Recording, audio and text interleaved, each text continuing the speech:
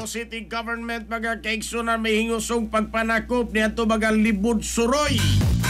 O niadto mga magpakilimos sa kadalanan mga kaigsunan.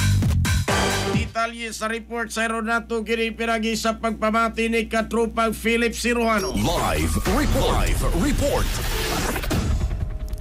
Kihingusgan sa Cebu City Government pinagi sa Cebu City Anti-Mendicancy Office kon CCCAMO ang kampanya batok sa mendicancy ug obstruction sa sidewalk nga naglusad og ground the clock operations aron masiguro nga mas limpyo, luwas ug hapsay ang kadalanan sa syudad. Ang maong laka nga nagsunod sa direktiba ni Mayor Desar Archibal nga paligunon ang pagpatuman sa anti-mendicancy ordinance sa syudad samtang gipalapad usab ang humanitarian intervention sa alang sa mga walay balay, mga mendicant o mentally challenged.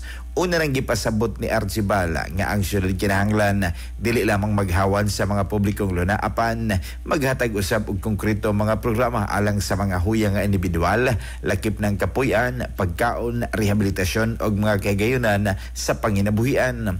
Ang iyang nagmando usab sa CCCAMO nga ipadayon ang inadlaw nga clearing, rescue og referral operations uban sa mga barangay og partner nga mga ahensya nga gitap aron suportahan ang pagpatuman og rehabilitasyon. Para sa itong mga katropa nga mga kalalakinan, kinsa na problema na sila lawas ng kalipay. Karon mga katropa, di na ka na nga ikabalaka. Kumikin kay ang Turbo Dietary Food Supplement for Men, mapalit na kinisin yung mga suking butika. Kay sa Turbo, wagas ang lakas. Alang sa nagayusang Pilipino para sa Pilipinas. Kini ang certified turbo user, katropang Philip Siruano. XFM News.